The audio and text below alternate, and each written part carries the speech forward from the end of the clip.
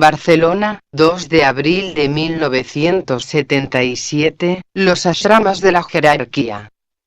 Vicente. Nuestra eterna conversación. Desde hace varios meses estamos tratando conjuntamente de investigar esta idea esotérica de los 7 rayos. En nuestra última conversación abordamos dicho tema desde el ángulo del chakra cardíaco, que es el centro de la vida dentro del cuerpo y, al propio tiempo, el enlace magnético con el 2 rayo de amor y de sabiduría, tratando de establecer un nexo de conexión con el cosmos.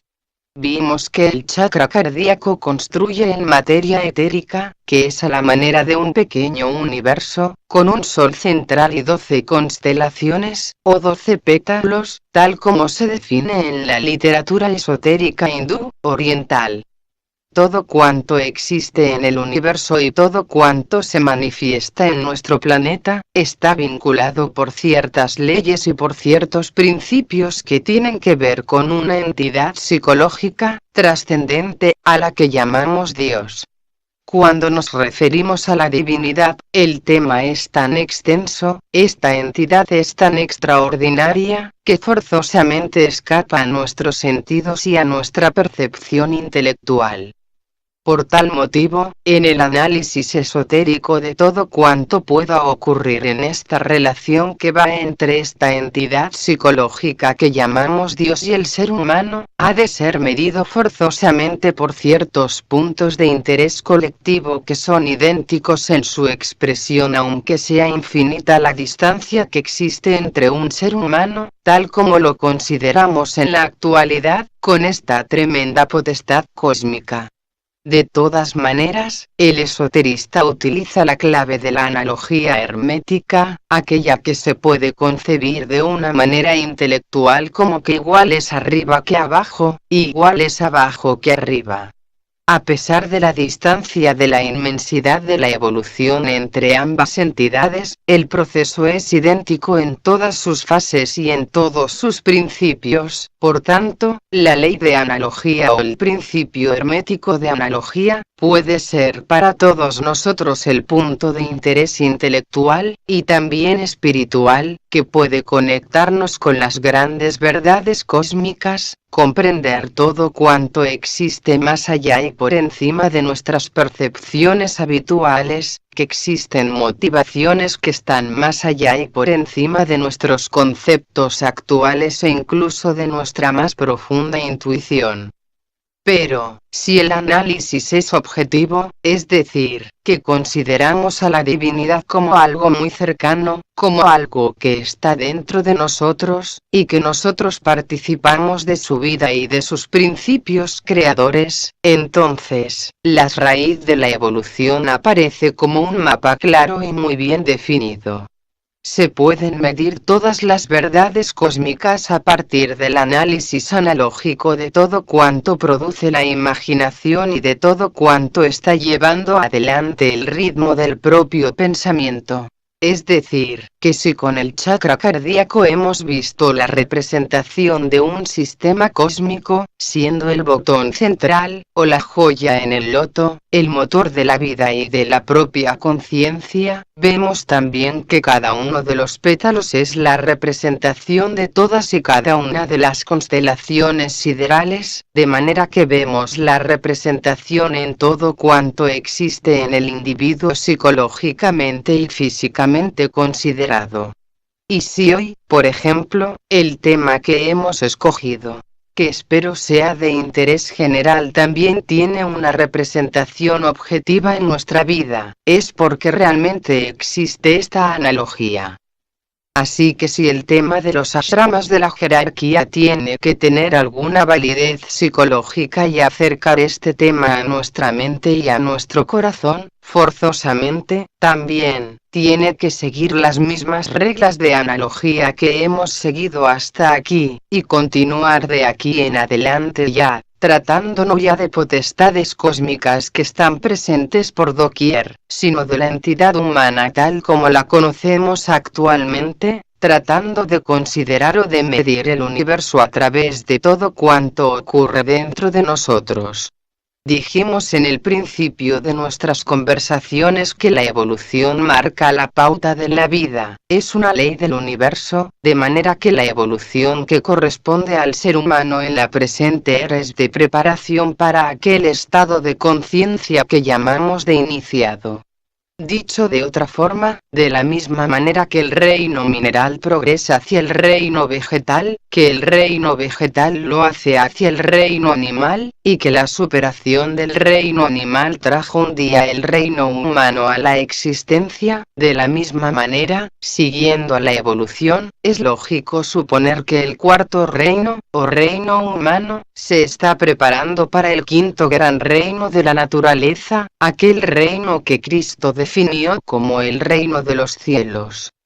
Pero, es un reino matizado de formas, de vidas y de cualidades desconocidas para nosotros, si bien tenemos el testimonio en todos los tiempos de que ha habido individuos de nuestra humanidad que han logrado acceder a este punto de confluencia de la evolución y que han podido dar testimonio de este reino inconmensurable. Y de este reino, precisamente, es de lo que vamos a hablar hoy, porque al referirnos al tema de los ashramas, lo hacemos a ciertos grupos existentes en nuestro planeta en donde se da un entrenamiento especial para ciertas personas preparadas para que accedan a este reino a partir del cuarto reino y a partir de sus posibilidades de conciencia. Un ashrama es siempre un grupo de entrenamiento espiritual. Hoy día se hace un uso, y yo diría un abuso del término ashrama, se ha vulgarizado el ashrama quitándole quizá esta frescura de eternidad que tiene en sí la idea de ashrama como un grupo selectivo de personas que se preparan para ingresar conscientemente en el cinco reino de la naturaleza.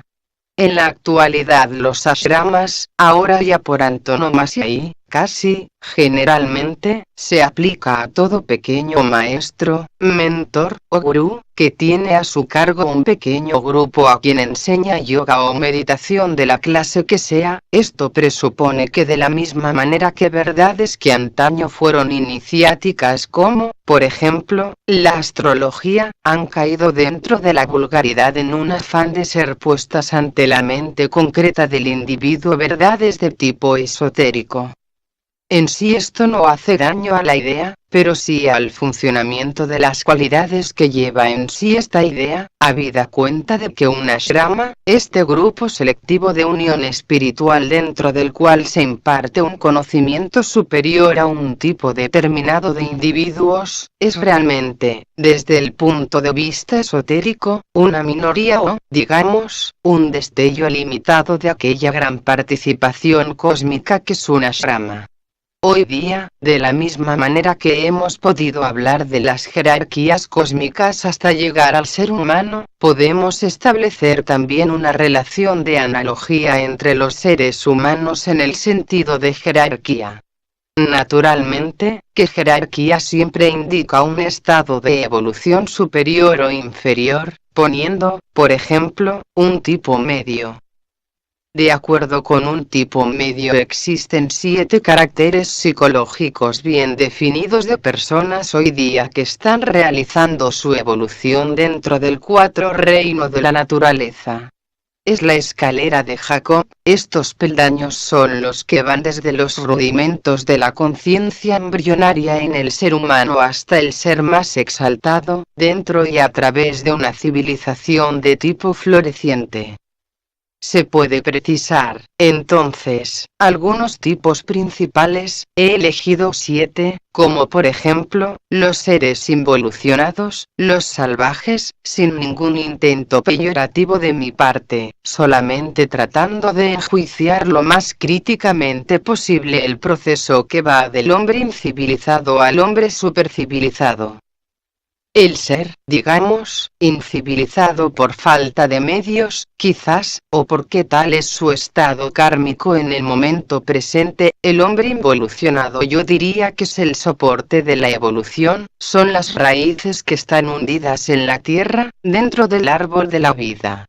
existe también lo que llamamos esos tipos que denominamos la humanidad corriente, el hombre común de nuestros días, que lo vemos por doquier dentro de grandes estructuraciones de orden social. Tenemos ya surgiendo de esta gran masa de hombres y mujeres de tipo corriente a aquellos individuos cuya mente empieza a funcionar a un ritmo superior y que hasta cierto punto han logrado vencer ciertas limitaciones físicas y algunos aspectos emocionales de su naturaleza. Naturalmente, existen gradaciones de seres dentro de esta gama inmensa de mente que va evolucionando, cuya circunferencia se va extendiendo a partir del punto del cerebro humano, y que va siguiendo adelante el proceso teniendo en cuenta, precisamente, que lo que define de sí el aspecto ashrámico, esta tendencia natural del hombre a acceder a los lugares prominentes de la civilización, son estos individuos, es este tipo clásico que casi en todas las lenguas se define como discípulo o chela en el aspecto, digamos, en la terminología oriental. Chela y discípulo tienen una apreciación similar, es aquel individuo que por méritos propios y por el ritmo de la evolución y porque han logrado vencer ciertas limitaciones kármicas de su propia naturaleza, han logrado desarrollar, hasta cierto punto, algunos pétalos del centro sahasrara o el centro coronario. Esto produce a la vista del inteligente observador espiritual una curiosa singularidad que es una fluorescencia que surge de la cabeza y que puede ser observada por estas personalidades insignes que están dentro del 5 reino de la naturaleza. Y de estos tres tipos de discípulo y por grados de intensidad en el brillo de la luz en la cabeza, se distinguen, por ejemplo, el discípulo en probación a quien se está observando, al discípulo aceptado que ha sufrido las pruebas y ha vencido y, finalmente, aquel discípulo que participa ya en cierta manera y hasta cierto punto de los intereses colectivos de la gran logía blanca del planeta o de la jerarquía planetaria y que de una manera, digamos, esotérica y mística se denominan discípulos en el corazón del maestro, están dentro del corazón, participan de sus ideas, conocen sus planes y se esfuerzan por llevarlos a cabo. Este proceso que va del discipulado, con sus tres tipos de probacionista, de aceptado y de discípulo en el corazón del maestro, abre las perspectivas de la iniciación, y no podemos separar la idea de iniciación de la actividad que se desarrolla en los ashramas de la jerarquía. Un ashrama es siempre un lugar secreto en donde el discípulo recibe entrenamiento especial por parte de alguna entidad perteneciente al 5 reino de la naturaleza para que pueda a su vez acceder a la gloria de aquel reino. Un ashrama, a la consideración esotérica percibida clarividentemente desde un nivel mental superior, aparece también como un chakra cardíaco.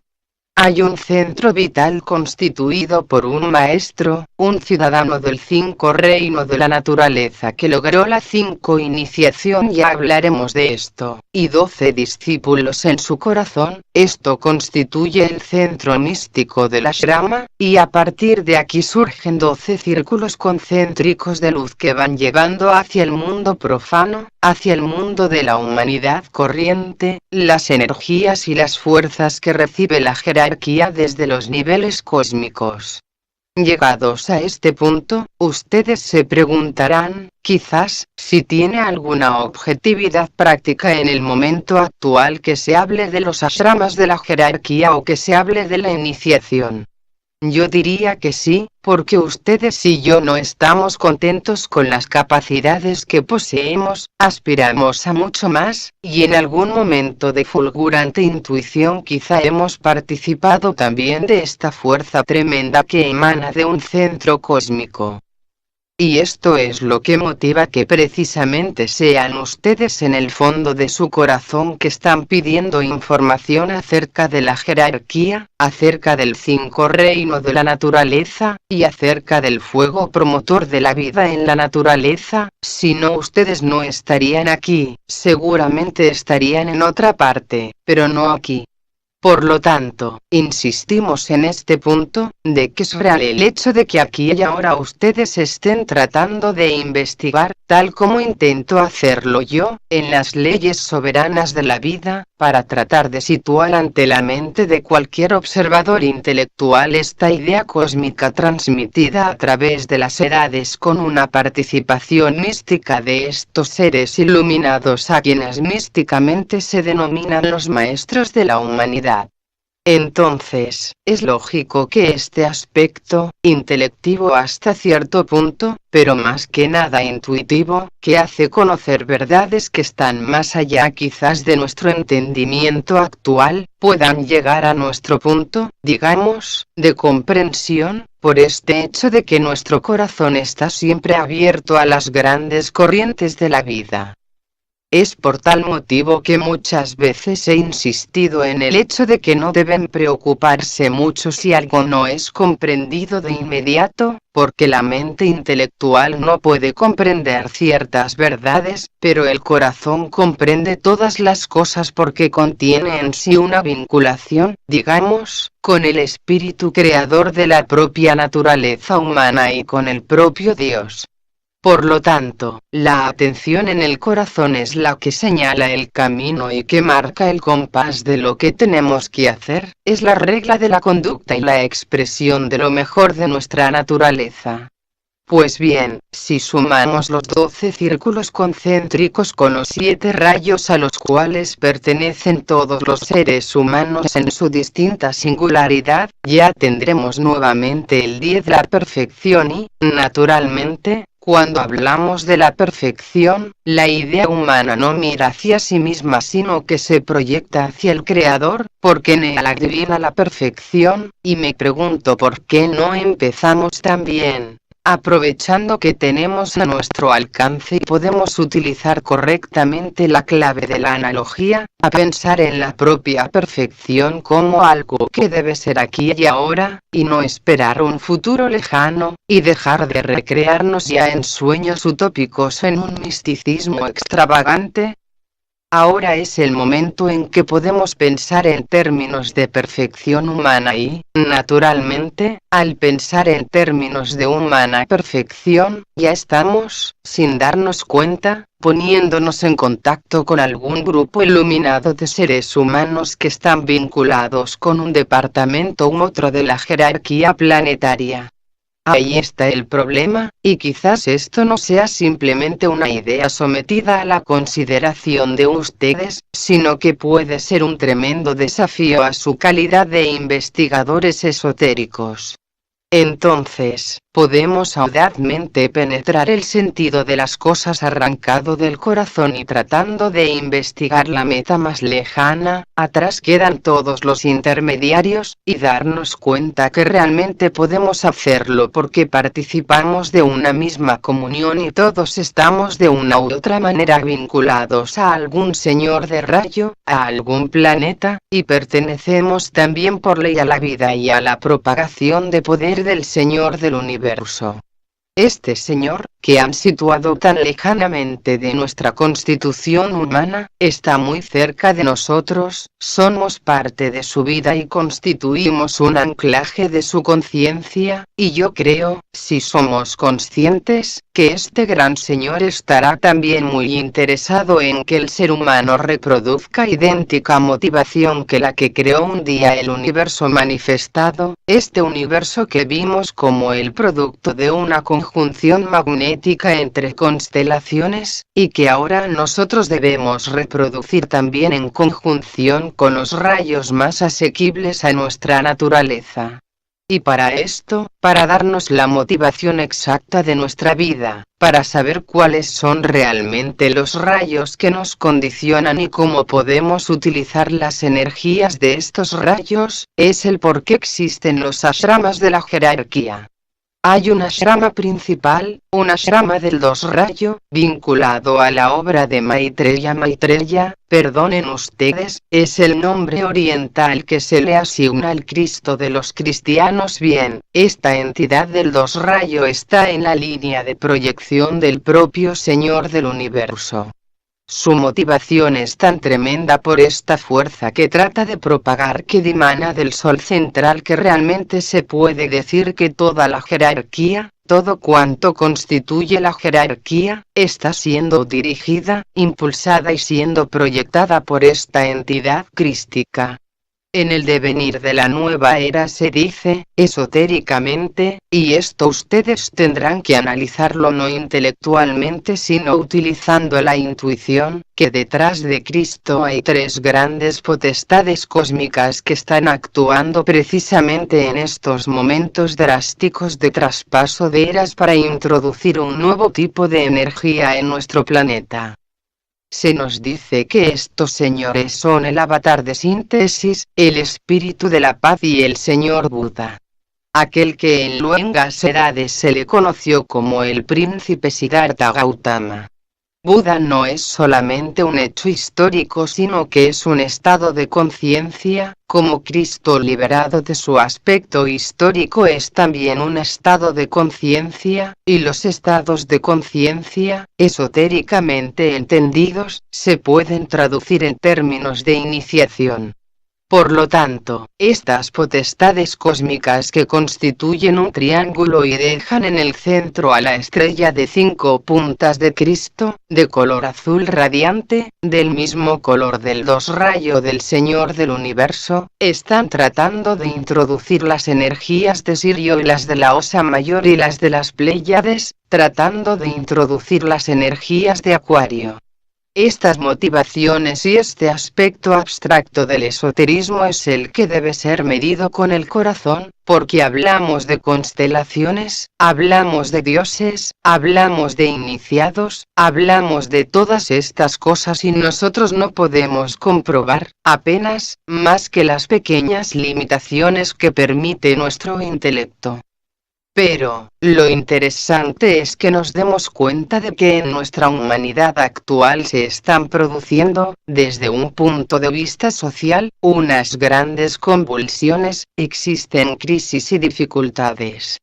Podemos decir que el corazón angustiado de la humanidad está siendo terriblemente convulsionado por una serie de incidentes que provienen de energías tan sutiles y tan potentísimas que no podemos precisar, y todo cuanto ocurre, aparentemente alejado de lo cósmico, es precisamente la actividad de estas fuerzas que se están introduciendo en el planeta, y el hecho de que existan enfermedades cardiovasculares, infartos de miocardio, esas tremendas convulsiones nerviosas que conducen inesperadamente a la muerte de un ser humano, son precisamente parte de esas energías, lo mismo que las convulsiones geológicas de la naturaleza.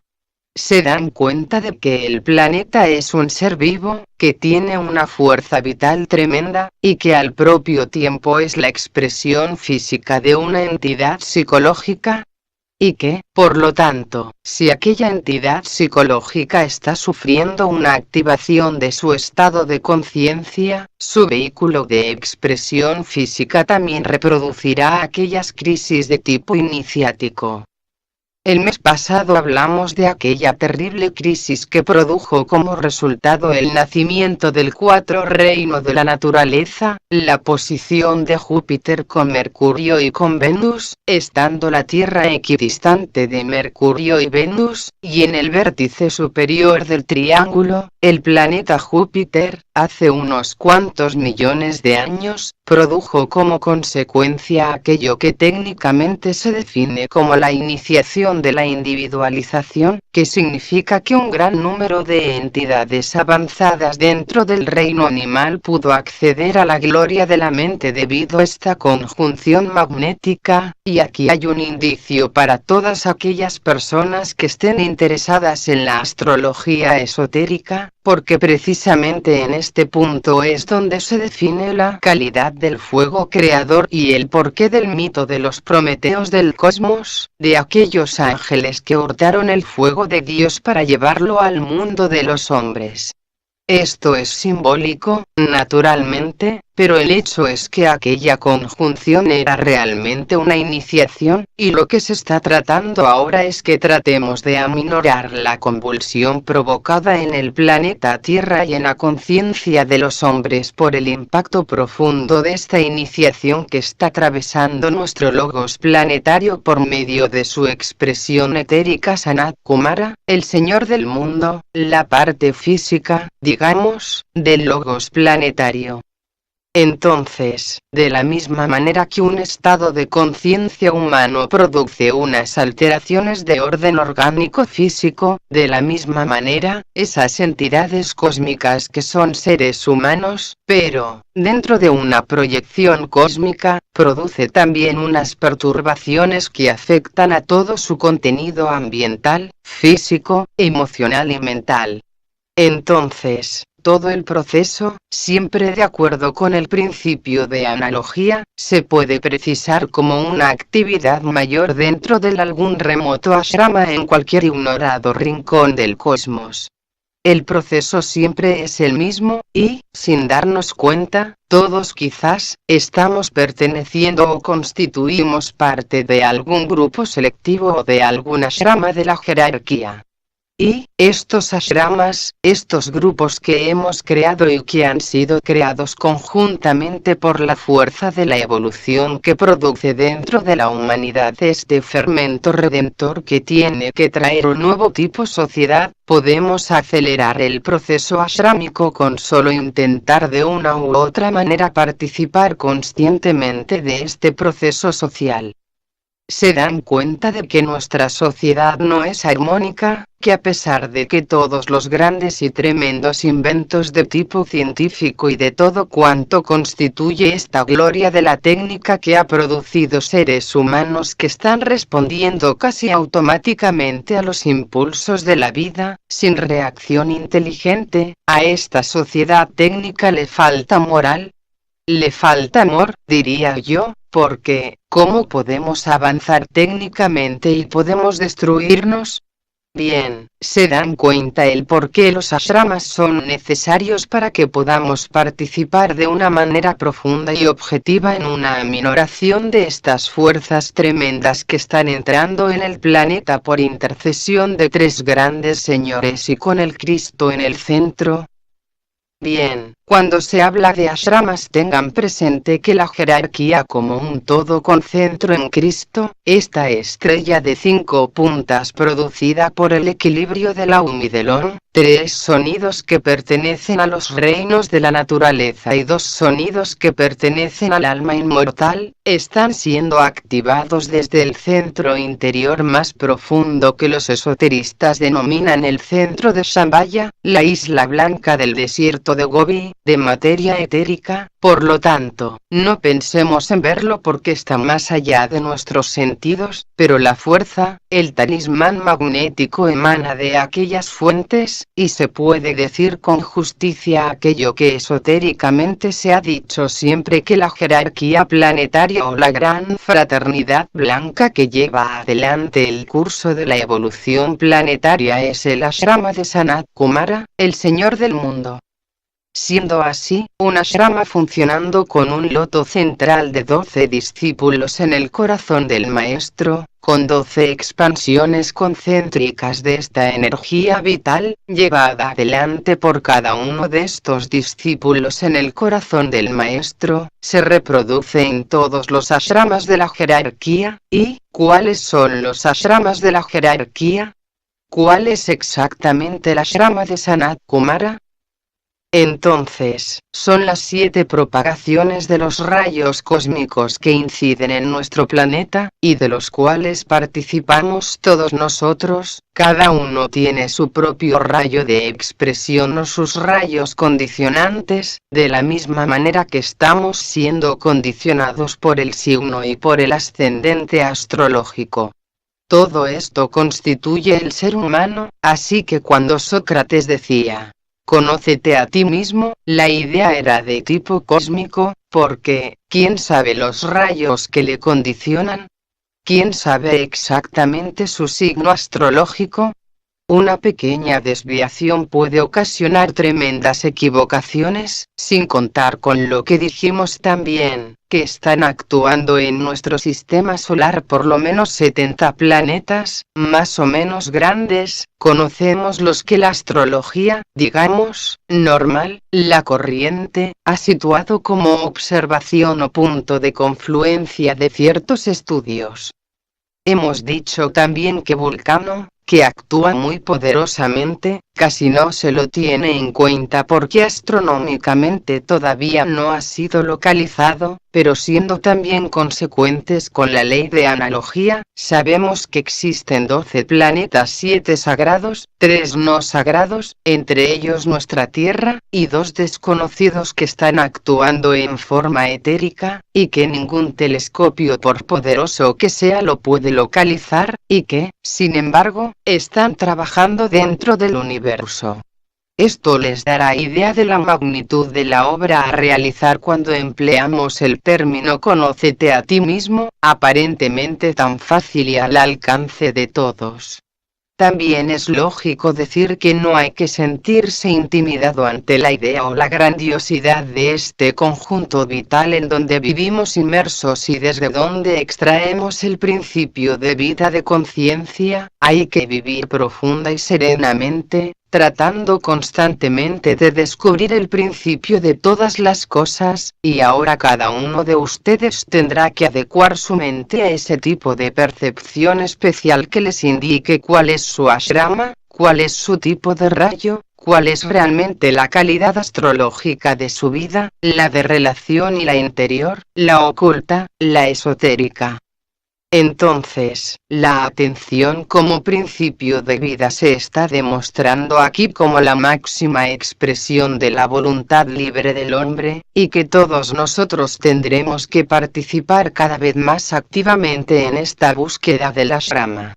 Los ashramas como puntos de confluencia de las energías ashrámicas de la jerarquía, tienen como motivo especial atraer a un número de individuos para engrosar esta fila inmensa de trabajadores de la humanidad, tratando de conducir todas sus esperanzas, todas sus grandes motivaciones psicológicas, al nivel más alto de su propia naturaleza. Es por tal motivo que en su día estudiamos los chakras etéricos y las glándulas endocrinas dentro del individuo, porque allí donde existe localizado una especie particular de fuego, ya sea el fuego del espíritu, el del alma, o el del cuerpo, el de Kundalini, se puede decir sin duda alguna cuál es su tipo de rayo y cuál es su propio ashrama. Y aquí empieza realmente la vida del discípulo, la vida de la persona que vive más allá y por encima de las limitaciones normales, que son muchas y variadas. Entonces, si vamos analizando la jerarquía tal como se manifiesta a través de los discípulos, a través de estos círculos de expresión que van del corazón del maestro hacia el mundo profano, hacia el mundo de los hombres, tendremos la idea de dónde estamos realmente situados, cuál es nuestro nivel de conciencia, y dentro de este nivel cuál es la calidad del trabajo que debemos realizar. Todos somos servidores, ¿verdad? Deberíamos serlo. También dijimos en su día que a la divinidad no se le tiene que pedir tanto, sino que se le tiene que ofrecer todo lo mejor de nosotros mismos, participando en esta obra de comunión general que trae como consecuencia la vinculación de nuestro planeta con el cosmos, siendo, como sabemos, que la humanidad como un todo constituye un centro alojado en el organismo vivo de Sanat Kumara y que, por lo tanto, las reacciones que obtenemos sobre estos centros será la medida de la altura a la cual hayamos podido acceder.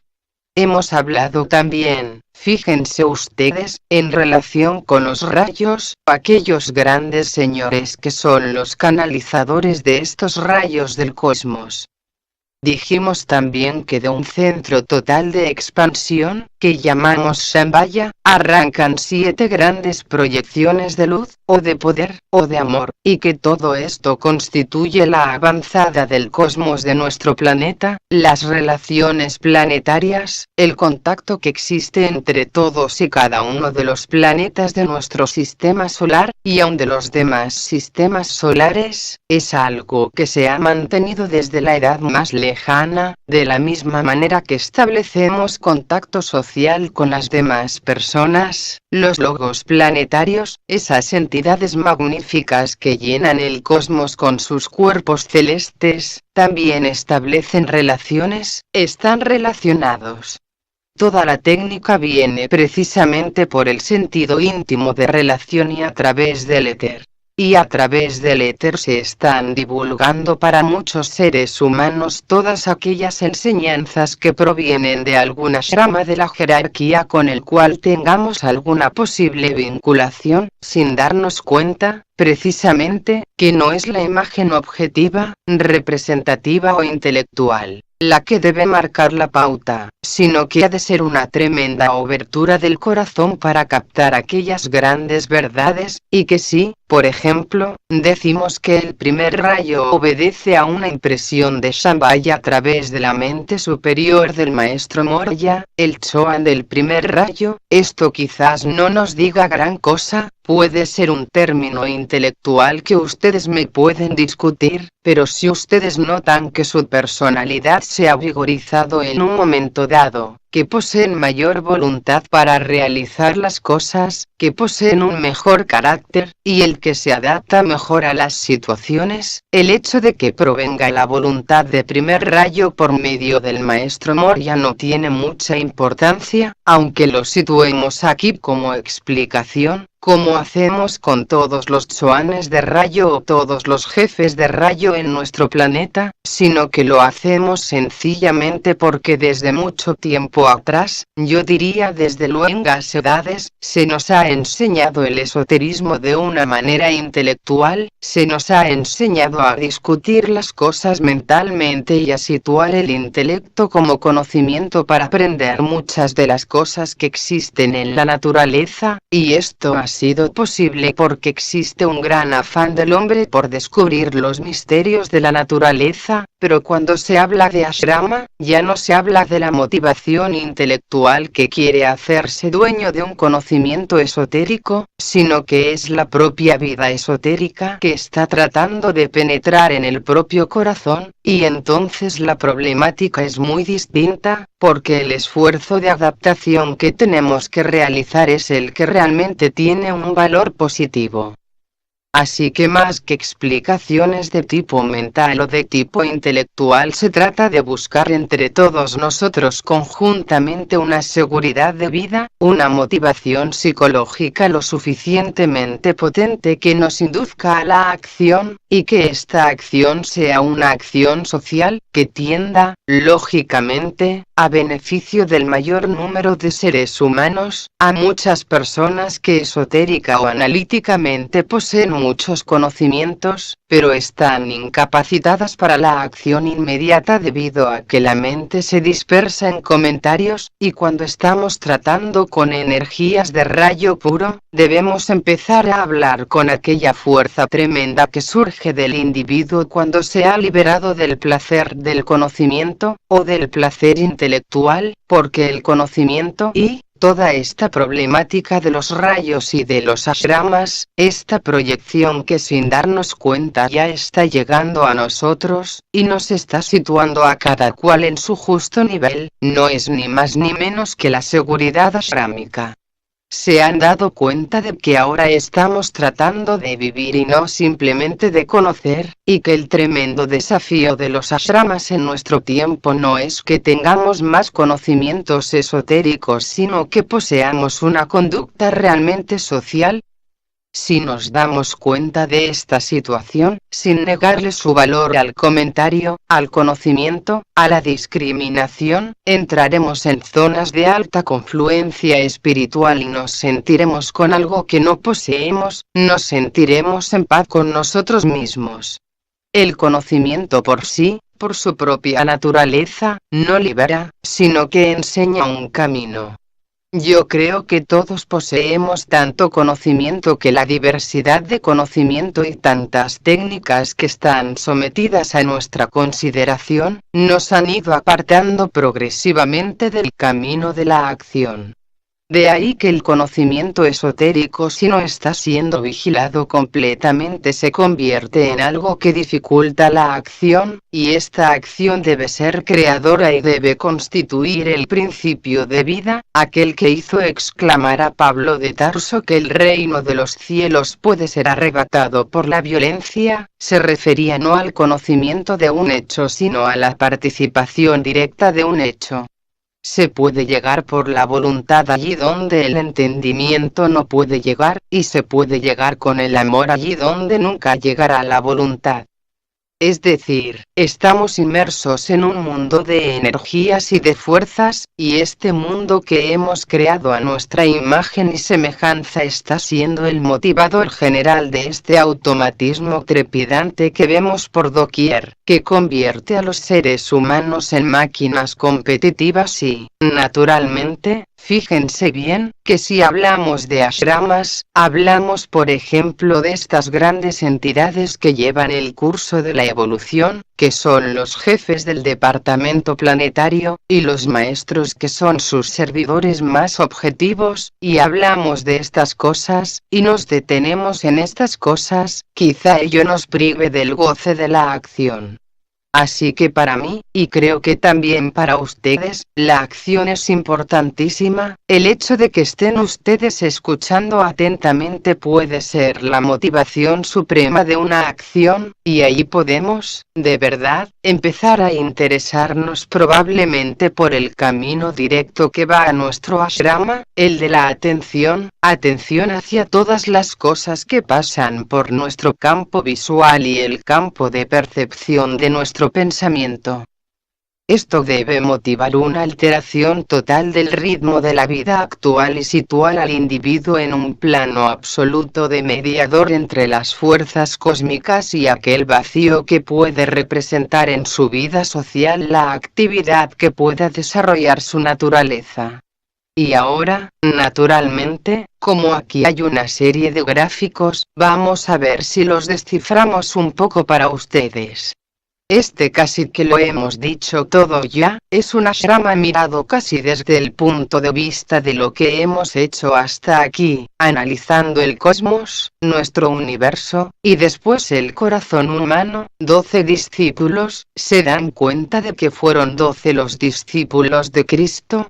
Entonces, Cristo siempre es la representación máxima dentro de un ashrama, o de un maestro dentro de un ashrama, es la representación del Sol y las 12 constelaciones siderales. Todo este proceso se ve después también amenizado, si ustedes aceptan este término, con la expresión antes señalada de que Cristo, a quien se le asigna la función de guía de la jerarquía planetaria, está siendo el centro de concentración, por así decirlo, de las energías que provienen de las 3 grandes constelaciones de Sirio, la estrella Sirio de la constelación del Can, de las 7 estrellas de la Osa Mayor y de las 7 estrellas de las Pléyades. Todo esto a través de su corazón constituye los 7 departamentos de trabajo de la jerarquía, o aquello que místicamente llamamos los 7 ashramas principales, dirigidos en orden de rayos por el maestro Moria, Koopuni, Veneciano, Hilarión, Serapis, Jesús y el Conde de San Germán. Estos maestros son los que llevan adelante por orden de rayos el curso de la evolución planetaria. Tengan presente también que los choanes de rayo llevan cada uno 7 ashramas secundarios.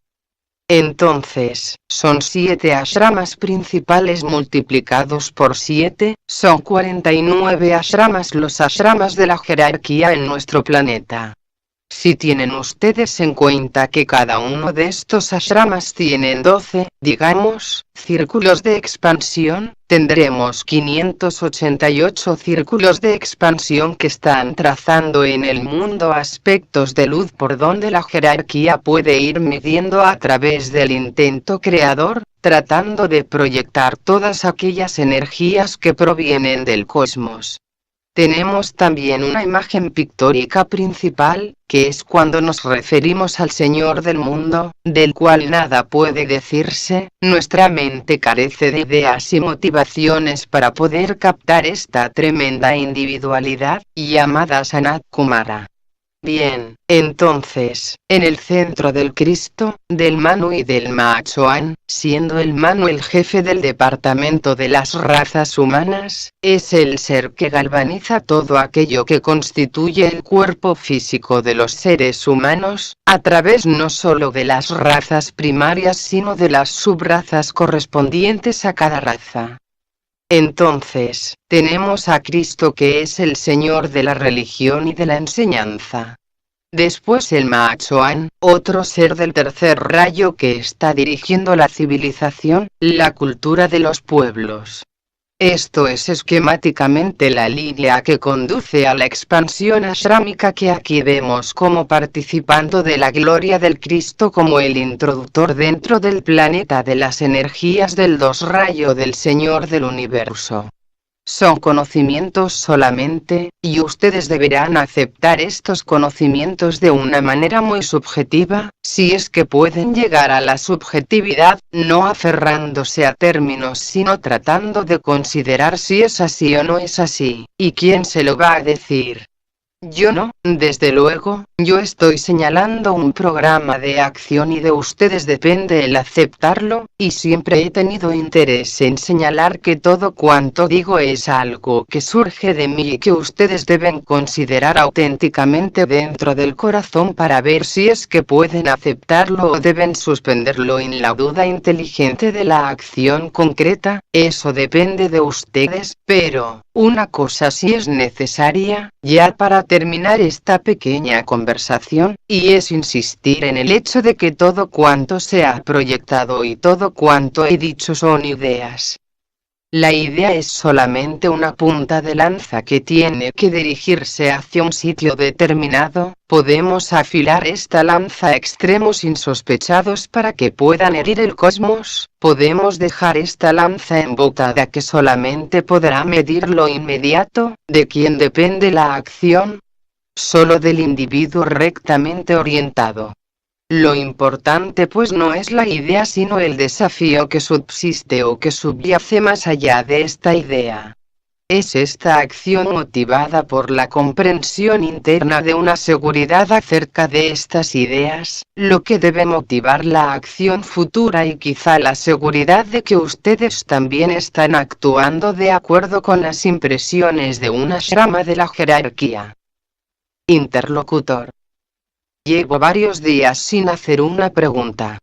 Bueno, en primer lugar podríamos considerar a Sanat Kumara, me parece que ya lo has dicho, como el cuerpo físico de un absoluto, podríamos decir, o sea, la proyección última manifestada del absoluto.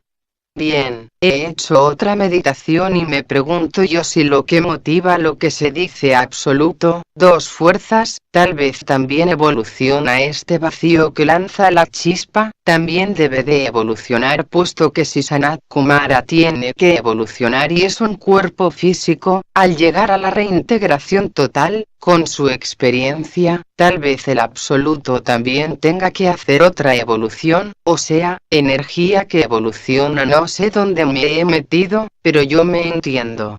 Vicente. Es muy difícil medir lo absoluto, sería imposible.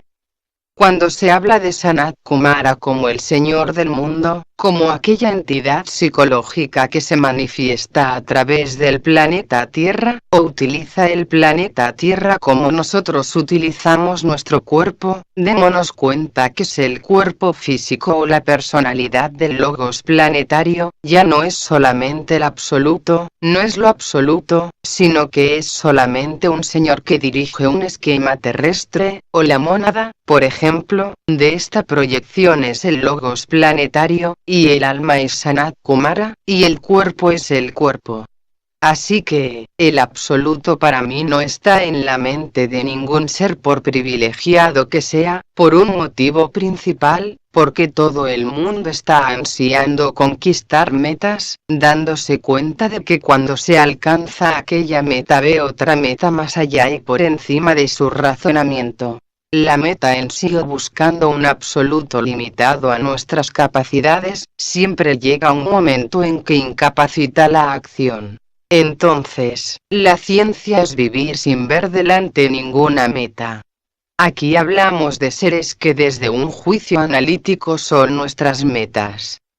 Por ejemplo, se habla de Tomás de Kempis que escribió La imitación de Cristo, imitar a Cristo para seguir o para llegar a donde Él llegó, y esto constituye una meta, a mi entender, que paraliza la acción, lo mismo que el cristiano que cifra su meta inmediata solamente en el Cristo histórico y, entonces, se le representa el Cristo como un ser humano cualquiera, pero, naturalmente, cuando la persona está muy preocupada por el Cristo histórico es que todavía no ha desarrollado sus poderes espirituales, y lo inmediato es el Cristo histórico. Pero, la persona que funciona en un nivel de alta selectividad está mirando al Cristo cósmico, del cual el Cristo histórico es solamente una pequeña expresión, como dentro de esta gran variedad y extensión de mundos habitados que existen en el cosmos. Nuestro planeta Tierra es un pequeño cuerpo celeste que solamente puede precisar su grandiosidad la pequeña entidad humana, pero vista desde el cosmos, Sanat Kumara y el Logos planetario son pequeños puntos de luz. Fíjense bien, las estrellas Betelgeuse y Aldebarán son miles y miles de veces mayores que la Tierra. Pues bien, ¿qué es lo absoluto, entonces? Interlocutor. ¿Me permite? Entonces, parece que el absoluto es el vacío y la plenitud. Justo. Por eso yo digo si esta energía, o esencia pura, o conciencia pura, también debe de tener evolución. Vicente.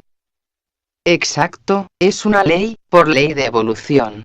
Evolucionan los cuerpos, las almas y los espíritus, y nunca se llega a una culminación, ahí está la gracia de la vida.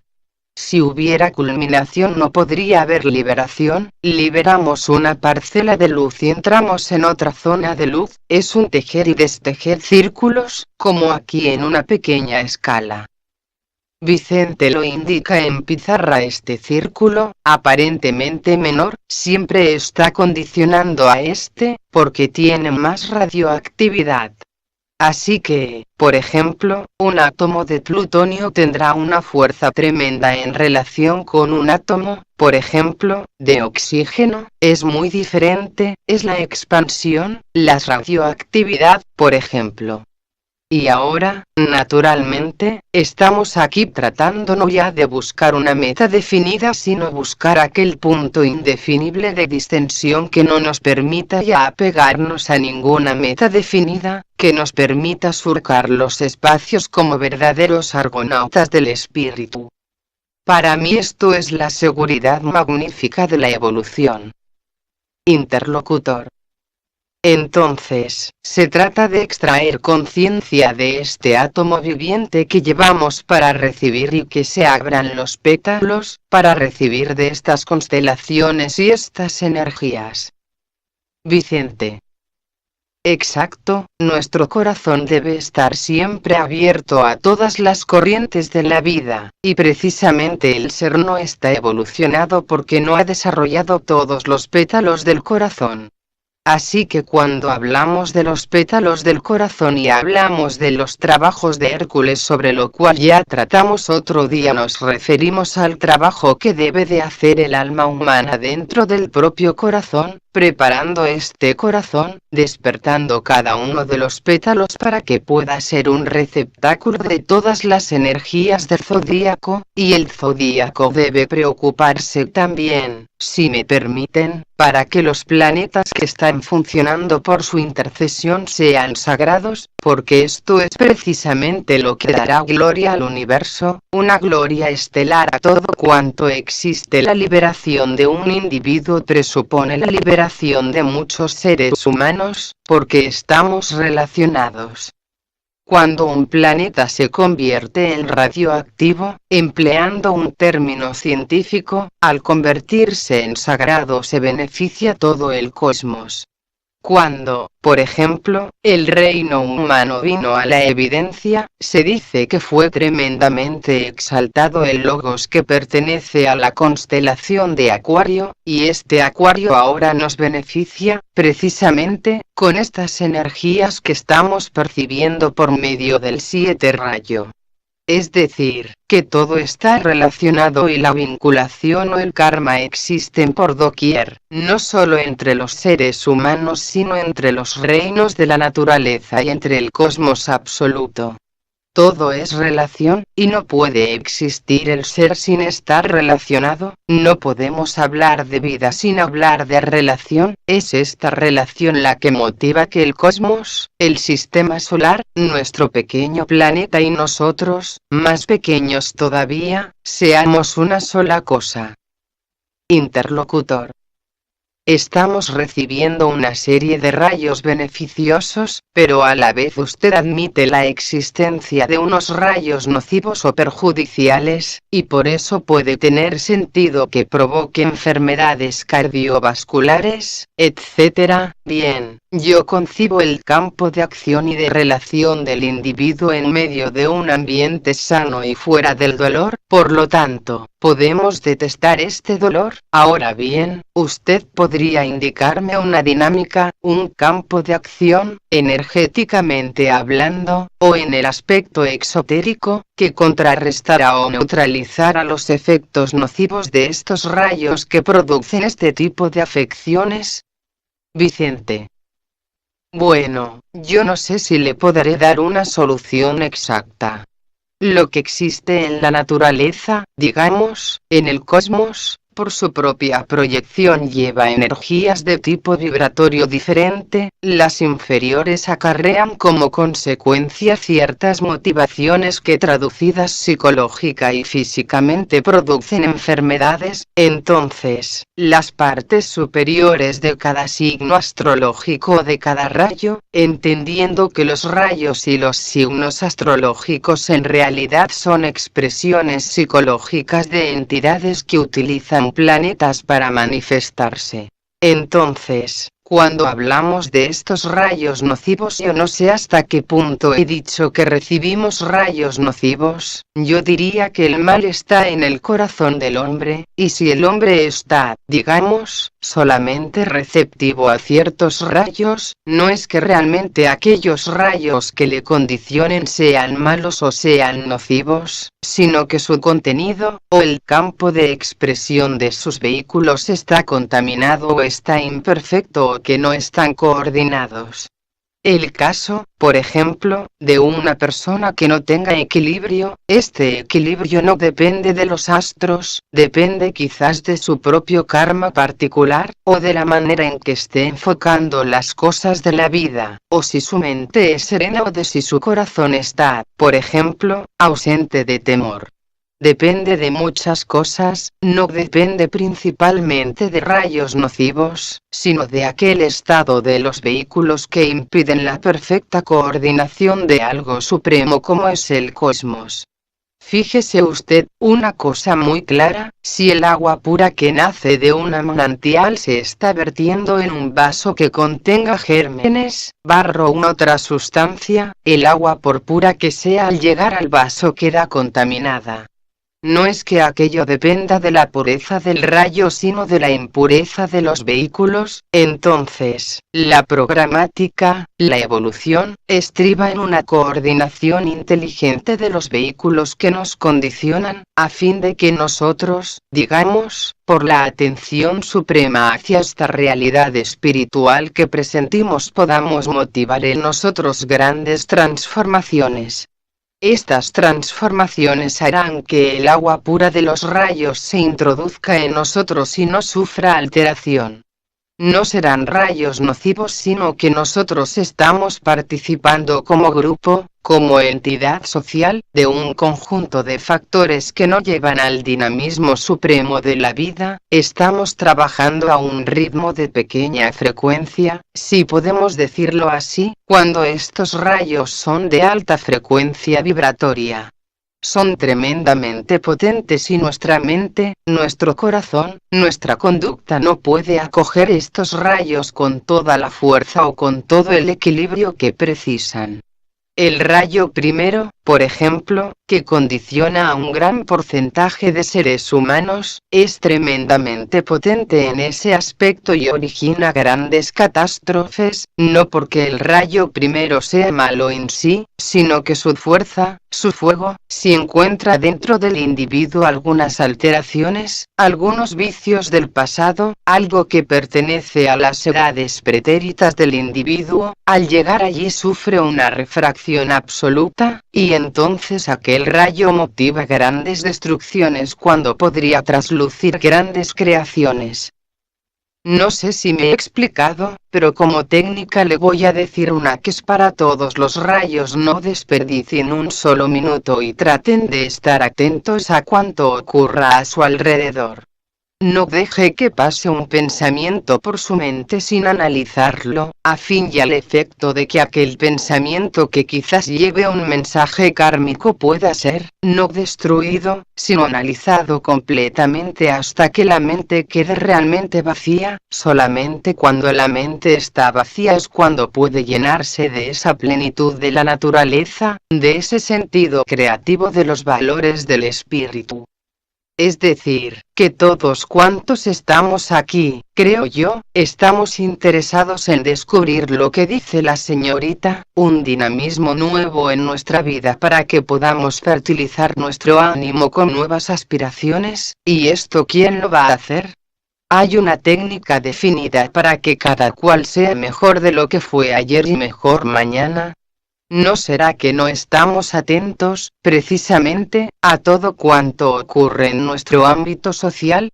O dicho de otra manera, estamos interesados como seres humanos en nuestra era marcada por la traslación de los opuestos, marcada precisamente por la técnica a la que antes nos hemos referido y con todo cuanto produce a nuestro alrededor, el caos, el temor o la incertidumbre. ¿Qué pasará cuando estemos atentos al proceso, cuando el proceso no sea monopolizado por el ambiente que hemos creado, sino que nosotros seamos máquinas sociales creadas por nosotros mismos y utilizadas por nosotros mismos, no dependiendo de la gran maquinaria social que entre todos hemos construido? Por tanto, la dinámica es la singularidad y no la pluralidad. Hay que ser singulares en todas y cada una de las expresiones, y en un mundo tan imitativo como el presente, corrompido desde sus cimientos por la competencia y por el egoísmo, ¿qué vamos a darle como norma? ¿Qué dinámica? ¿O vamos a hacer como hacía la Iglesia del pasado, que decía: sed buenos que Dios os lo recompensará, y mientras tanto se sucedían guerras y más guerras, desastres y más desastres? Entonces, una dinámica es: estate atento a lo que estás produciendo, o no contamines tú el ambiente, porque en el momento en que tú dejes de contaminar el ambiente con tus pensamientos y tus emociones, automáticamente los rayos que incidan sobre ti serán puros, y no vendrán contaminados por el karma que tú has creado. ¿Es difícil de precisar esto, interlocutor? Perdón, un inciso. Cada vez que habla de karma me gustaría que asociara la idea de acción, porque la idea que tenemos de karma yo, en principio, no la acepto porque la asocio con no acción, es todo lo contrario a estar estático, entonces, no lo quiero. Me gusta la idea de acción, de superación constante, o sea, no me gusta la idea de echar la culpa al karma, o sea, asociarlo con la acción, con la dinámica. Vicente. Bueno, es que el karma es acción. Interlocutor.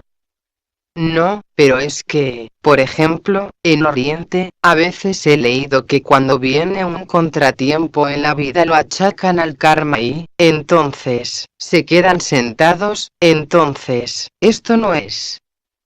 Vicente. Yo cuando hablo de karma no sé. Interlocutor.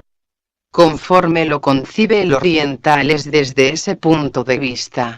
Vicente.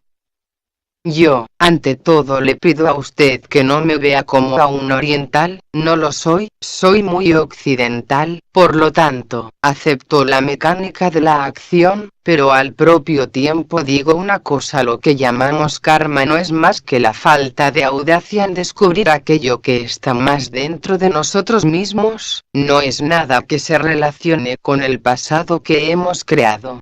Yo digo siempre hay karma cuando el presente no se ha examinado con atención, entonces, sí hay acción en el presente, y cuando hablo de acción hablo de una atención suprema sobre todos los actos que estamos realizando y sobre todos los pensamientos que surcan mi mente, entonces, en esta fruición creadora se extingue el karma. El karma no existe para mí en este caso. Interlocutor. O sea, por ejemplo, si no prestamos la debida atención en el presente o no tenemos este espíritu de superación, entonces, vivimos en el pasado justo. Y después quería hacer otra pregunta. Al hablar de liberación, al liberarse una persona, como muchas personas entienden, me libero y ya está, ya estoy acabada, yo no creo en esto, yo creo que una persona se libera de un ciclo, como usted ha dibujado aquí, para entrar de inmediato en otro, y así siempre, porque si no, no tendría explicación ni la vida ni nada. Vicente. ¿He dicho algo contrario a esto? No, es así. Yo quiero saber si es así, es así. Mire, fíjese, he dicho una cosa: cuando la persona está creando una meta, aquella meta condiciona su ánimo y no puede haber posible liberación. Cuando la persona está viviendo la acción no puede crear metas, y cuando no crea metas está liberándose constantemente. ¿Se dan cuenta de esto? Entonces, la liberación es psicológica. Si estamos atentos en el tiempo desaparece. Cuando ustedes están bien en un sitio no miran el reloj, el tiempo no existe. ¿Cuándo tienen ustedes noción del tiempo? Cuando están creando una meta y han creado una distancia hacia esa meta, y entonces la liberación no puede producirse, y el karma entonces es aquel estímulo que ustedes sienten para llegar a la meta, sabiendo que no existe nunca una meta de llegada. Puede que si limitamos la acción creativa del individuo a una meta se ha extinguido automáticamente la gloria de la acción, estamos siendo condicionados por el tiempo. Interlocutor. Si esto es así es una mutación. Vicente. Una transformación constante, sí señora. Interlocutor. En relación a aquellas palabras que ha dicho de que el reino de los cielos puede ser arrebatado por la violencia, me gustaría que me aclarase un poco esa violencia, porque como estamos precisamente viviendo bastante violencia, no vaya a ser que alguno piense que la forma de arrebatar el cielo es imponiendo por la violencia a los demás esta idea o es suicidándose, que es otra clase de violencia. ¿O qué clase de violencia es a la que se refiere San Pablo? Vicente. Yo creo que es una palabra muy mal traducida, pero la persona que es violenta está condicionada por su propia violencia, entonces, yo diría buscar la mente con intención el reino de Dios. Hay un término actual que es la agresividad, una persona competitiva en el mundo social de relaciones, que sea realmente agresiva buscando la competición o la competencia, para mí no existe. Tampoco existe la agresividad en el sentido interno, ni tampoco para buscar el reino de Dios hay que emplear la violencia, yo diría que hay que emplear la acción.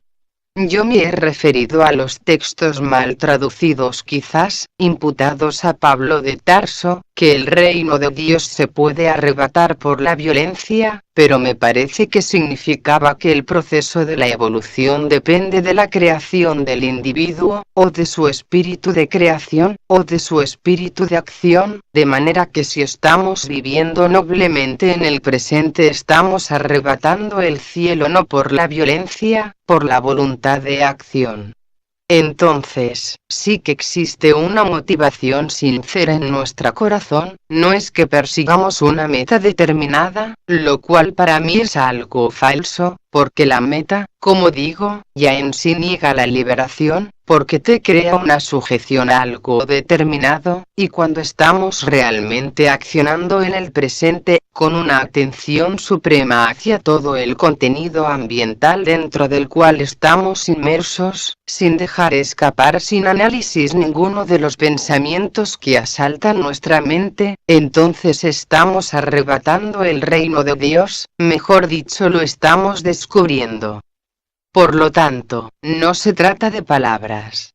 Es una expresión que se dice solamente para significar que se puede acelerar el proceso de la acción. Yo diría que la acción sube de ritmo vibratorio y entonces se expansiona más, como decía la señorita, en unas ondas concéntricas sin posible culminación. Es como si agitamos una campanilla en el aire, nuestro oído no percibirá ya más que lo que permite nuestro oído, los decibelios hasta los cuales estamos capacitados para percibir, pero desde el punto de vista cósmico se propaga hasta siempre, jamás, nunca culminará aquello. Entonces, una acción en el éter, y deben ser una acción en el éter todas y cada una de nuestras acciones, no buscando un principio ni una llegada, ni una motivación ni una meta, vivir simplemente, atentamente, naturalmente. Leonor. Yo el aspecto karma solo lo admito desde un punto de vista de arranque, porque no puedo negar que he nacido en una familia y otros han nacido en otras con diferentes posibilidades, etc. Esto no deja de ser karma, por lo tanto, es un punto de arranque. Ahora, el resto será lo que confeccionemos con nuestros actos, ¿no es así? Aunque tampoco puedo pensar, como dice la señorita con la que estoy de acuerdo, en una acción constante, no hay que pensar en lo que creamos o no creamos como karma, sino que hay que pensar en lo que analicemos y obremos, solamente esto, pero partiendo de unas posibilidades que se nos han dado como karma. El karma no se puede negar como salud, como inteligencia, medios económicos, etcétera, etcétera. Esto es un punto de arranque. Ahora, esto no se puede negar, ¿verdad? Este karma ni es oriental ni occidental, es humano, nacemos donde nacemos y somos como somos, entonces desde este punto de partida debemos accionar el resto de nuestra vida, con un análisis constante de las posibilidades de la acción nuestra y del conocimiento de los demás. Pero, el problema debe estribar cuando alguien se encuentra rodeado o profesionalmente o familiarmente con unos ambientes que no nos gusten, entonces, que casi todas las preguntas van dirigidas a cómo puedo salirme de esto, aunque a veces no lo decimos, pero quisiéramos saber cómo salimos de aquello que nos atormenta, cómo debemos obrar y, entonces, sí que no hay que pensar que tenemos un karma, pero cada uno somos diferentes a la hora de enfrentar los problemas. Vicente. Entonces, si yo ahora digo hay que hacer esto o hay que hacer lo otro, y alguna persona se siente condicionada por mis palabras, desde ese punto de vista yo crearía karma. Pero, otra cosa se da aquí, existe, fíjense ustedes bien en la sutilidad de la pregunta, ¿vamos a prescindir del pasado y vamos a prescindir del futuro? El pasado siempre ata por glorioso que haya sido, y siempre digo lo mismo, una vez hemos pronunciado una palabra jamás la podemos recuperar, entonces, es falsa la idea del arrepentimiento a que nos tienen acostumbrados las grandes religiones. Es decir, que cada uno debe aceptarse tal cual es en el presente, con sus cualidades y con sus defectos. Lo que interesa es una cosa fundamental, es partiendo de aquí, sin darle ningún nombre definido, tratemos de investigar lo mejor de lo mejor, entonces, a este investigar sereno y constante yo le llamo acción. Una acción que excluye por completo la idea de karma, porque el karma siempre limita la mente del individuo, y cuando algo le va mal dice es mi karma y cae en el fatalismo, y naturalmente una persona que caiga en el fatalismo y se sienta apegada a los valores tradicionales, automáticamente dejará de existir y de funcionar como un ser inteligente. Entonces, fíjense bien, en la sutilidad y vamos investigando esa sutilidad, cuando estamos enfrentando un hecho, ¿qué hacemos? No vemos el hecho tal cual es y tal como se produce, sino que le buscamos un remedio, y este remedio es aquello que hicimos en el pasado. Dicho de otra manera, cuando tenemos una gran experiencia de tipo espiritual o místico, la queremos reproducir en cualquier momento del tiempo, sin pensar que aquello pasó, y aquel querer indagar, de querer reproducir algo que hicimos en el pasado, está creando una meta ilusoria que pertenece al pasado y que, por lo tanto, no entra en las líneas de la acción. Psicológicamente hablando, solamente existe un presente, un ahora eterno.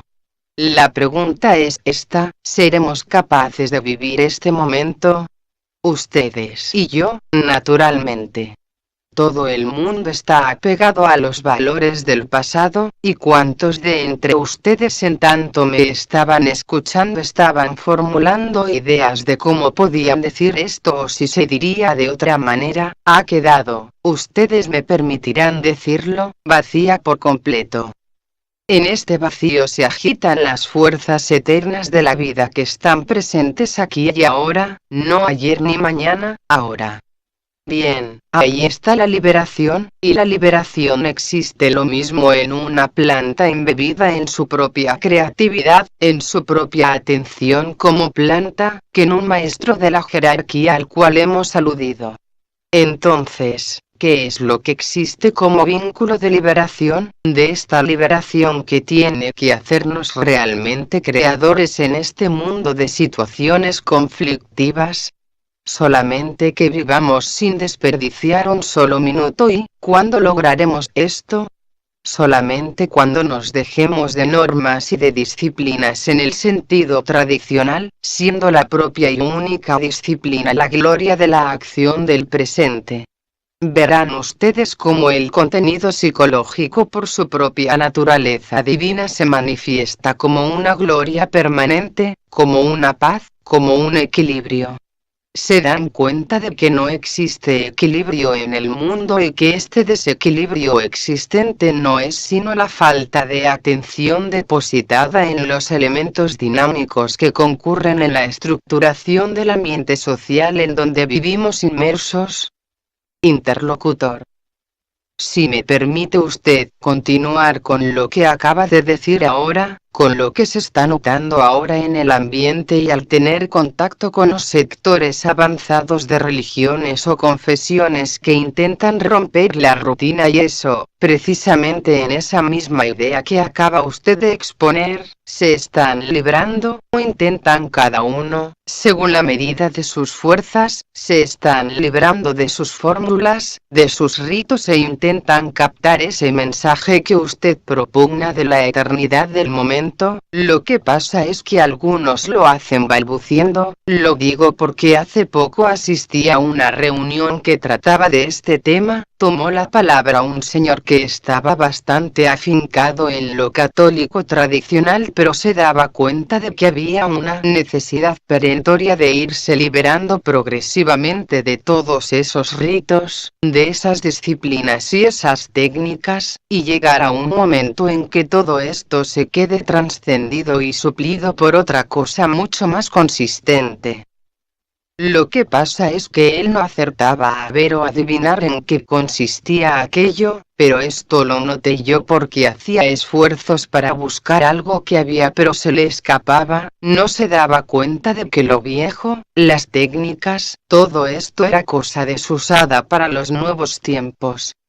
Pero, no era esta mi pregunta, se me había ocurrido cuando hablaba usted, pero mi pregunta era que usted ha hablado de los 4 reinos de la naturaleza y luego de que el hombre pasa a lo que Cristo llamaba el reino de los cielos, que sería el 5º grado de evolución. Entonces, tuve la suerte de asistir en París a la conferencia de un maestro esenio que decía que la Tierra, el planeta Tierra, está llamado a ser integrado a otro grado de evolución. A mí me sorprendió muchísimo esa idea, pero ya que usted ha hablado de esa solución de los diversos reinos a otro superior, a ver si es que también el planeta Tierra está llamado a otro grado mayor de evolución. Vicente. Si usted ha estado atento, he dicho que la finalidad de cualquier planeta, no únicamente de la Tierra, sino cualquier planeta inmerso en el cosmos absoluto, tiene como meta inmediata, por así decirlo, la liberación, convertirse en luz, en un planeta sagrado. Por lo tanto, la perfección del universo, desde este punto de vista, será que todos los planetas que constituyan dicho universo sean sagrados o se hayan convertido en luz, esto es la liberación.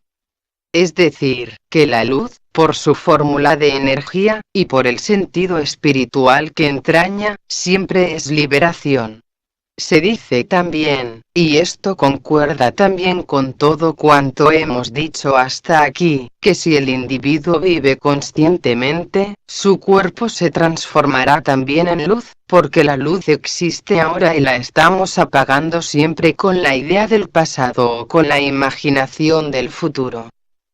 Vivimos de esperanzas, de deseos y de temores, pero nunca acabamos de vivir de realidades objetivas, siempre estamos tratando de hacer una cosa espectacular, sin darnos cuenta de que lo más sencillo, lo más a nuestro alcance, es la liberación. ¿Y cuál es la liberación? El contacto, la relación correcta, la atención.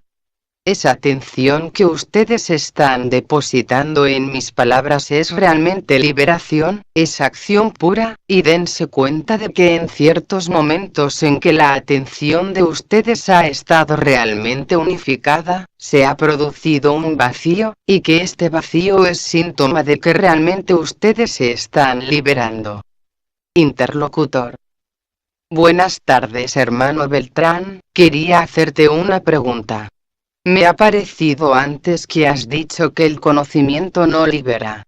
Yo estoy muy de acuerdo contigo, porque además me has aclarado unas dudas que tenía, y luego quería decirte que entonces yo entiendo que si es un camino el conocimiento no deja de ser una cosa secundaria, y aquello que no es secundario, que está en primer lugar entonces es la realización del ser.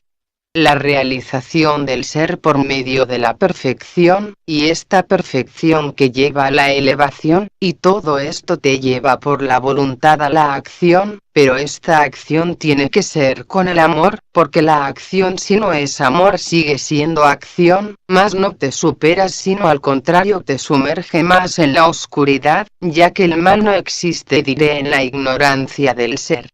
Entonces, por lo tanto, yo creo que para llegar a la realización, el hecho de yo venir aquí, por ejemplo, y escucharte, cosa que me gusta mucho, y si yo el mes que viene volviera aquí siendo el mismo yo, esta conferencia a mí no me ha servido de nada. Si yo he escuchado una cosa y digo hoy el hermano Beltrán ha tocado un punto precioso, voy a ser así, voy a tratar, el yo tratar de hacer así, el seguir esto que yo he captado, que me ha servido ahora mismo de principio para entrar en el camino de mi superación, yo el mes que viene seré otro y estaré mucho más unido a ti y estaré mucho más elevado, aunque sea poco. Ahora, si yo en este mes que pase sigo siendo el mismo, cometiendo a los mismos vicios, cometiendo a los mismos errores, si yo no me supero en mi propia vida no me sirve de nada, vaya aquí o vaya allá. Interlocutor.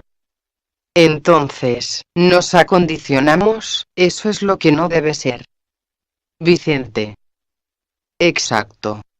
Tiene mucha razón, además que cuando hablamos de amor, por ejemplo, hablamos del centro del universo.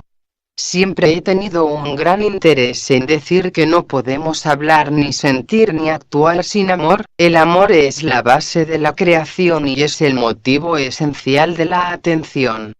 Ahora, hemos confundido el amor con la emoción, o con el sentimiento, pero, el amor, por ejemplo, el amor corriente, es siempre un intercambio entre varias personas entre sí, no es una liberación del amor, es un contrato social, y hay que hacer desaparecer el amor como forma de contrato para entrar dentro de la gran vinculación del cosmos. Entonces, quizás, tendremos la oportunidad de vivir el amor realmente. Interlocutor. Yo quería preguntar que quizás las ideas que hemos tenido siempre de eso de la meta, lo que estabas diciendo que teníamos que rechazar, como el absoluto, como una meta a la que teníamos que tender, como la idea de llegar a unificarse con el todo. Entonces, según esta idea de evolución constante, incluso de lo absoluto, jamás llegas a una identificación con el absoluto, porque si él es una evolución suya nunca llega a encontrarse, ¿no? Vicente. Sí, pero el ser humano, por su propia naturaleza condicionante, se apega siempre al fruto de la acción, ahí está el peligro. Si la persona pudiese pensar y al propio tiempo estuviese desapegada de su pensamiento, la mente siempre estaría limpia.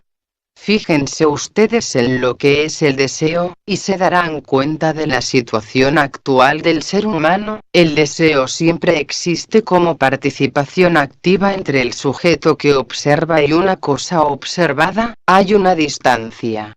Bien, cuando una persona desea intensamente algo y lo hace sin apegarse al objeto, el objeto está en su corazón ya. ¿Qué pasa con la idea de Dios o con el deseo de Dios? Después de que hemos deseado tener un confort, que hemos deseado tener una familia que nos quiera, un buen grupo de relaciones, o un buen grupo esotérico donde concurrir, cuando tenemos todo esto decimos ahora vamos a buscar lo absoluto, pero la idea de lo absoluto es tan limitada en sí como la idea de un automóvil, de tener un coche. ¿Qué pasará, por ejemplo, en el sentido de libertad cuando estemos atados con un metro de cuerda o con 50 metros o con una cuerda que abarque el infinito? ¿Cuál será más libre de todos? Mientras estemos atados no estamos libres, entonces la idea de Dios nos puede atar también fundamentalmente. ¿Qué pasa entonces? La persona que se libera a 2 metros está libre, no hace falta esperar hasta el infinito para cortar la cuerda. Bueno, es que esta idea puede parecer peregrina, hasta absurda, pero realmente fíjense bien cómo estamos atados a tan pequeñas cosas y a tan grandes cosas también. Pero, ¿somos felices porque hacemos yoga o porque meditamos en lo trascendente, o es feliz el individuo que se retira 10 minutos o un cuarto de hora para buscar a Dios y se pasa el resto del día renegando de él? Pues entonces, ¿cuándo existe la fruición de la acción? no cuando tenemos conciencia meditativa que nos relaciona con momentos pasados en el yoga o en la meditación trascendental, sino que estamos viviendo constantemente propagando la acción. Entonces, en este vivir despierto e inteligente está la liberación.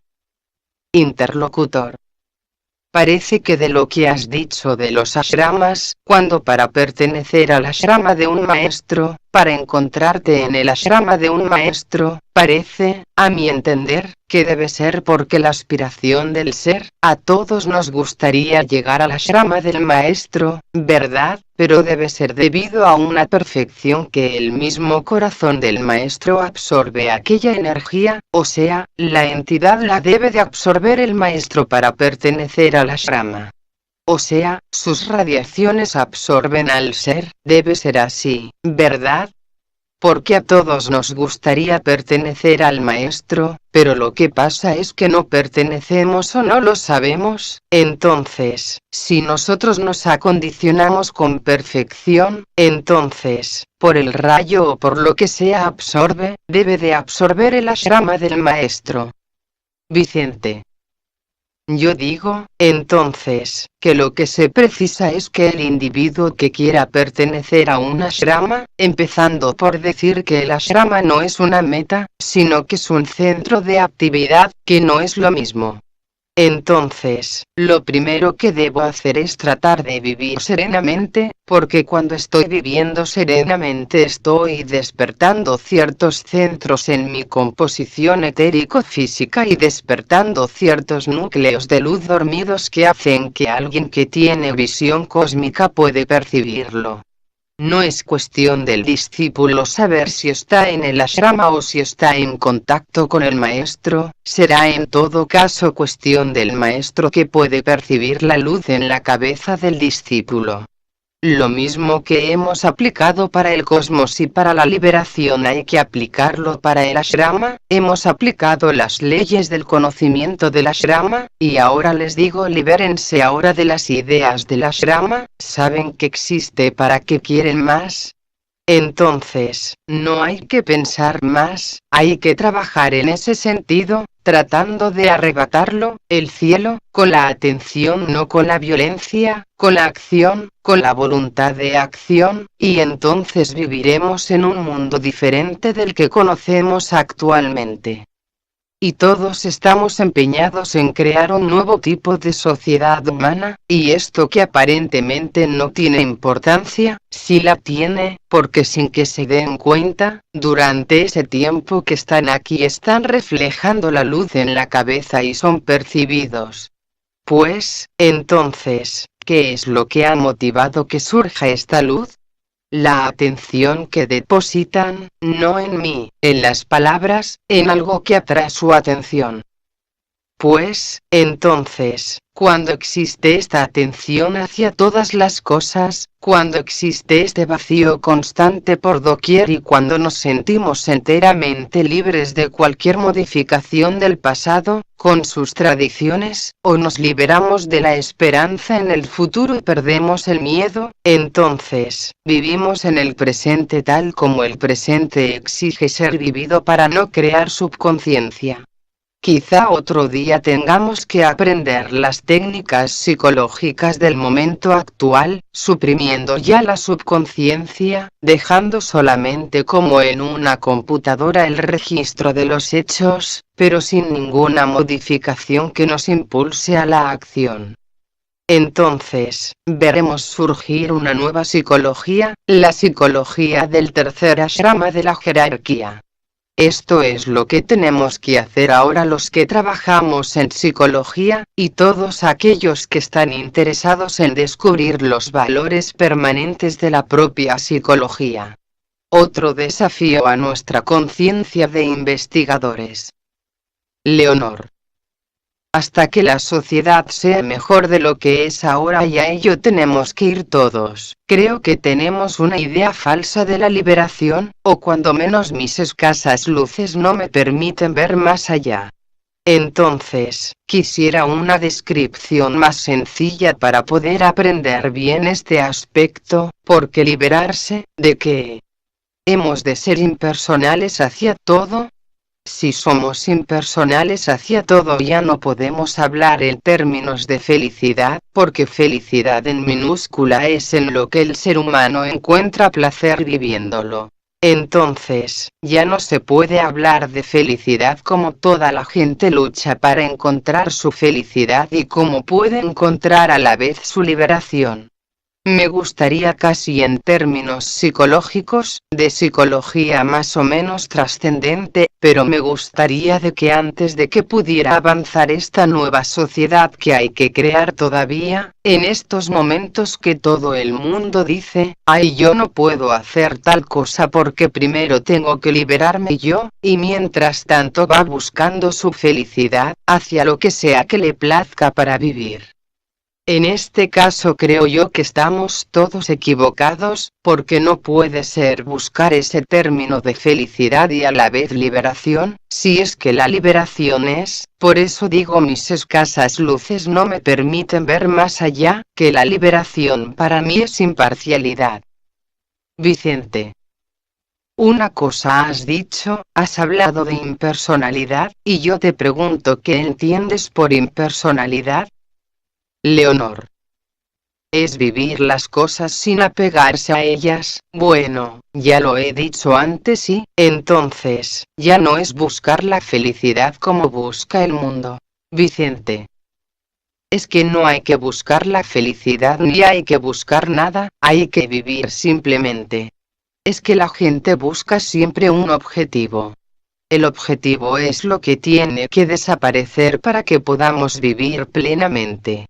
Ahora bien, ustedes me dirán es que es imposible.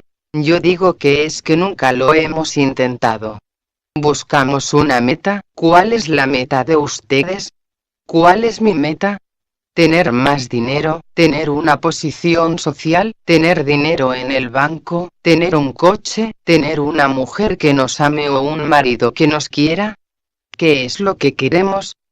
Un objetivo siempre por delante, y luego, con todo esto que está condicionando nuestra vida hablamos de impersonalidad. ¿Dónde está la impersonalidad en todo caso? Es curioso, entonces, para buscar, para ser realmente, hay que vivir noblemente, lo más honradamente que nos sea posible. ¿Qué es lo que está a nuestro alcance inmediato? Nuestra atención marcará la pauta, pero, en todo caso, procuren que el objetivo sea lo más alejado de ustedes mismos. Si puede ser que sea cósmico, no cifren su afán en lo inmediato, porque entonces se perderán en vanas tentativas y crearán los andamiajes para otra estructura tradicional que pertenece al pasado. Si cometen una acción que no resulta agradable o algo que ofenda a otra persona, por favor, no se arrepientan, porque no lograrán nada, ya ha pasado aquello, enmiendan la acción, si precisamente la acción es vivir desapasionado, porque si se equivocan la misma fuerza de la acción traerá su consecuencia de aquello que hicieron mal, y automáticamente con la atención depositada en todos los hechos que están cifrando en cualquier acontecimiento hará que cada vez sean más nobles en la acción, y en la correcta acción que es el comportamiento con respecto a los demás. Entonces, ya no es una meta inmediata, es el vivir constante, no de acuerdo con motivos ni con ciertos arquetipos que hemos creado con la imaginación, o tratando de imitar a alguien por elevado que sea, sino viviendo lo más honestamente que podamos, convertirnos en un buen ciudadano, simplemente. Siempre decimos lo mismo. No, tenemos que llenar la mente de grandes pensamientos esotéricos y hablar con énfasis de las estrellas, cuando la acción queda siempre relegada a un término meramente descriptivo pero sin ninguna cualidad que haga apetecible la vida que nos rodea. Interlocutor. Hermano Beltrán, has hablado de la persona que está atada, que no puede ser una persona liberada. Ahora yo me pregunto en relación a las mujeres. Corte de sonido. Vicente. Si se comporta noblemente, importa muy poco que el sexo sea masculino o femenino, hablo de una actitud de conciencia, no de un sexo o de una polaridad, hablo de un punto único de tensión espiritual. Si la persona está atenta a este punto de crisis que debe motivar una gran atención a todo cuanto ocurre a su alrededor, se ha de olvidar de si es hombre o de si es mujer. Primero, que el mal de la sociedad es la dualidad de los sexos, entonces, la unción, la atención depositada en lo inmediato hará que la persona sea correcta, indistintamente de si es hombre o mujer. La honradez no tiene sexo, la cualidad no tiene sexo y el amor tampoco tiene sexo. Solamente tiene sexo la persona que vive en el sexo, y la persona que vive en el sexo como dualidad no puede percibir las cosas con esta clarividencia, por así decirlo, con esta acción formidable del presente. Todos los seres humanos cometen equivocaciones, ya sean hombres o mujeres, por lo tanto, para mí, si el mal existe o existe ignorancia, está compartida por ambos sexos, no vengamos ahora a buscar que un sexo tiene la primacía en el ser humano, el alma humana, la que está involucrada en el proceso de la liberación. Además, ya voy a terminar porque se va alargando demasiado, dense cuenta, y como siempre terminaremos con un poco de silencio. Dense cuenta, solamente como un examen de conciencia, que vienen ustedes aquí por una razón fundamental, porque sienten el impulso de la vida creadora en su corazón, si no, no podría existir, 1000 causas, 1000 razones, 1000 impedimentos, se lo privarían, están aquí y ahora por algo más vital que nosotros mismos. Entonces, esta unidad de conciencia que formamos, este equilibrio de cualidades, esta fusión de rayos, solamente tienen una lente común de proyección. La atención, trato de estar atento cuando les estoy hablando, ustedes están muy atentos cuando me están escuchando, entonces, ¿cuál es el misterio que se produce entre nosotros? ¿Qué es lo que produce ese silencio? Es que estamos unidos por un mismo interés colectivo. La acción y la liberación son la misma cosa. Muchas gracias.